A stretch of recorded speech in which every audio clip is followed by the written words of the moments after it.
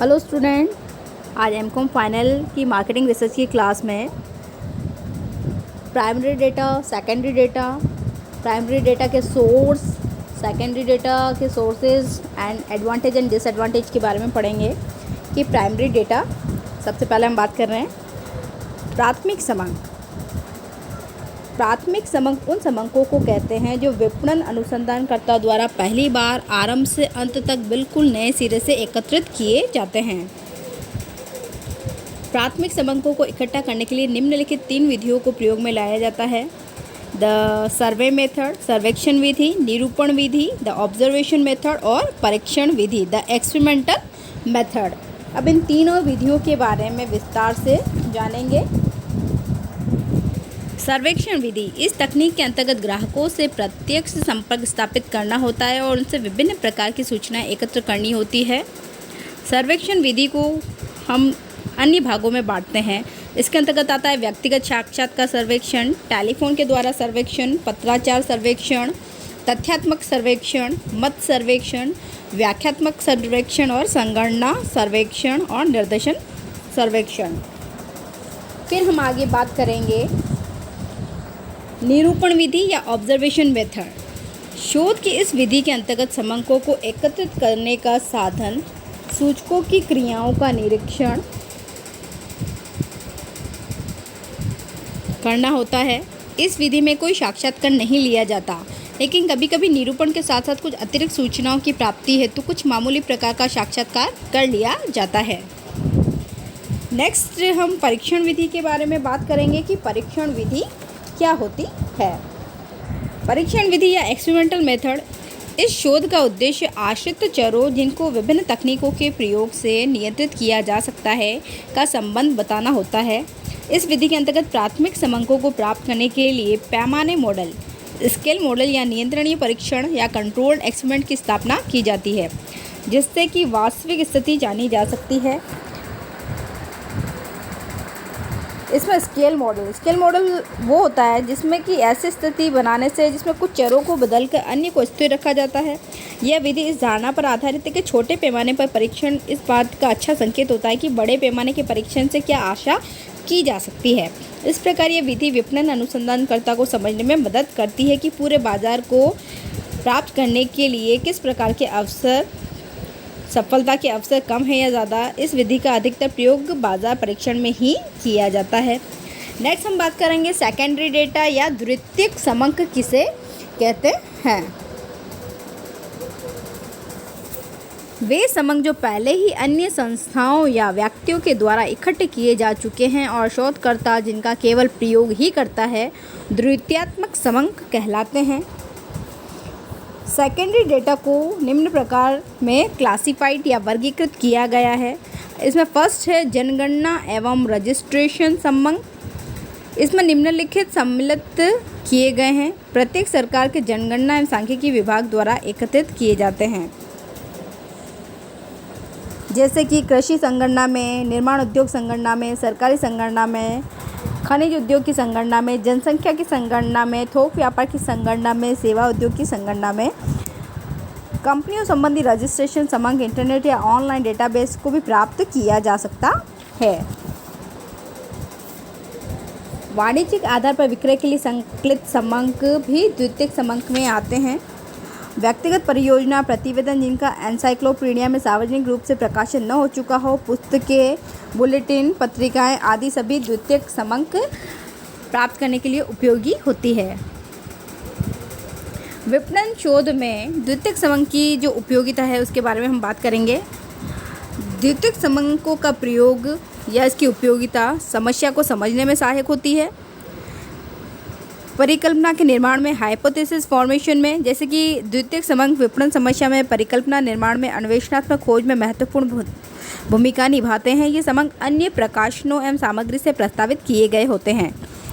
Next इसकी उपयोगिता है निष्कर्षात्मक शोध, कंक्लूसिव रिसर्च। इसके अंदर सेकेंडरी डेटा विचाराधीन परिकल्पना के अनुमानित प्रभाव की जांच के लिए किए जाने वाले निष्कर्षात्मक शोध में विभिन्न प्रकार से उपयोगी होते हैं। नेक्स्ट है सिलेक्शन ऑफ सैम्पलिंग, निर्देशन चयन।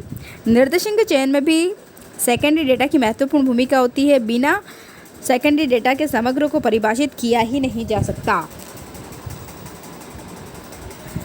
सेकेंडरी डेटा की विश्वसनीयता, उपयुक्तता या पर्याप्तता की जांच करने के लिए निम्न बातों का ध्यान हमें रखना चाहिए। वो कौन सी बातें हैं? द फर्स्ट वन इज़ पिछले शोधकर्ता की योग्यता, ability of the previous researchers. इसमें ये देखेंगे कि विपणन शोधकर्ता को यह देखना चाहिए कि सेकेंडरी डेटा पहले किसी शोधकर्ता द्वारा प्राथमिक रूप से एकत्रित किए गए थे। यदि उसकी योग्यता, अनुभव आदि संतोषजनक थे तो शोधकर्ता द्वारा उनका प्रयोग कर लिया जाता है। नेक्स्ट जो है संग्रहण रीति, कलेक्शन मेथड। शोधकर्ता को यह भी देखना पड़ता है कि सेकेंडरी डेटा के संग्रहण हेतु जो रीति पहले अपनाई गई थी वह समंकों के वर्तमान प्रयोग में कहाँ तक उपयुक्त एवं विश्वसनीय है। नेक्स्ट है उद्देश्य एवं क्षेत्र, ऑब्जेक्टिव एंड स्कोप। विपणन शोधकर्ता को ये देख लेना चाहिए कि प्राथमिक रूप में प्रस्तुत समंक एकत्रित किए गए हैं तो उस समय शोध के उद्देश्य और क्षेत्र क्या थे और वर्तमान शोध कार्य में उनका प्रयोग किया जा सकता है। यदि उद्देश्य और क्षेत्र में अंतर है तो गौण समंक अनुपयुक्त एवं अविश्वसनीय हो जाएंगे। नेक्स्ट है जांच का समय एवं परिस्थितियाँ, time and the situation of the test. शोधकर्ता को निश्चित कर लेना चाहिए कि उपलब्ध सामग्री किस समय से संबंधित है तथा किन परिस्थितियों में एकत्र की गई थी। इकाई की परिभाषा, डेफिनेशन ऑफ यूनिट्स। विपणन शोधकर्ता को यह भी देख लेना चाहिए कि शोधकर्ता में उपयुक्त इकाइयों का अर्थ वर्तमान प्रयोग में अनुकूल है या नहीं। फिर है डिग्री ऑफ एक्यूरेसी, शुद्धता की जांच। शोधकर्ता को इस बात का ध्यान रखना चाहिए कि प्रस्तुत समंकों को शुद्धता का स्तर क्या रखा जाए और किस सीमा तक उसे प्राप्त किया जाए।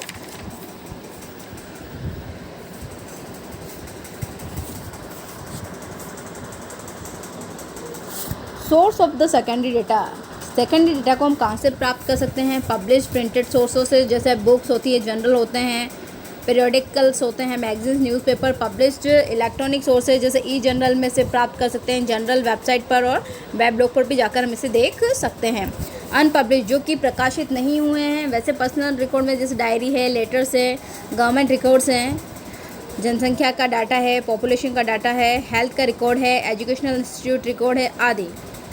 एनजीओ सर्वे डेटा भी हमारे को द्वितीयक समंक में काम आता है। अदर प्राइवेट कंपनी जो अपना डेटा रखती है वो भी द्वितीयक समंक ही माने जाते हैं। Merit of the secondary data, इसके जो मेरिट्स हैं या फिर लाभ कह सकते हैं कि द्वितीयक समंक हमारे लिए क्यों लाभदायक है। इट इज़ वेरी कन्वीनियंट, ये आसानी से मिल जाते हैं। सेव टाइम एंड फाइनेंस, इसमें टाइम और वित्त की बचत होती है। In some inquiry primary data can not be collected. कई बार जो होती है हमें जानकारी प्राप्त होती है, हमें प्राइमरी डेटा से भी प्राप्त कर सकते हैं। रिलायबल होता है और आसानी से मिल जाता है। Demerits of the secondary data, very difficult to find sufficient accurate secondary data. ये बहुत ही मुश्किल है सफिशिएंट और वास्तविक तरीके से प्राप्त करना।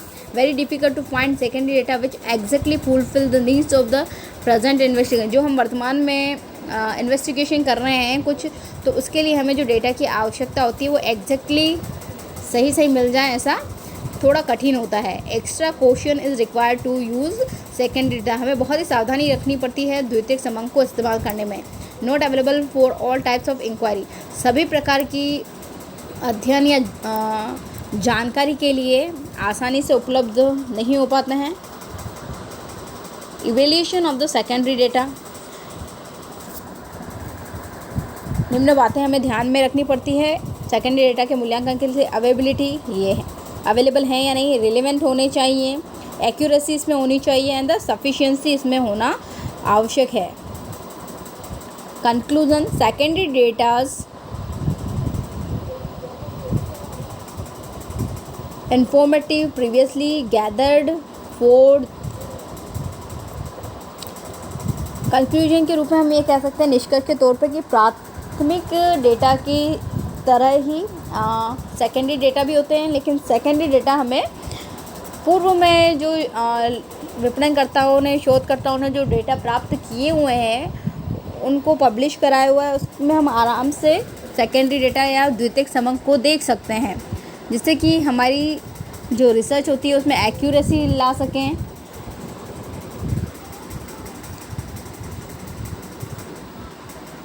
इसमें विश्वसनीयता थोड़ी कम होती है, लेकिन फिर भी सेकेंडरी डेटा का प्रयोग भी रिसर्च में बहुत अधिक किया जाता है।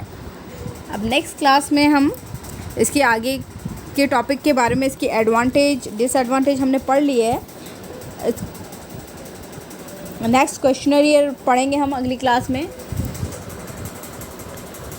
And thank you.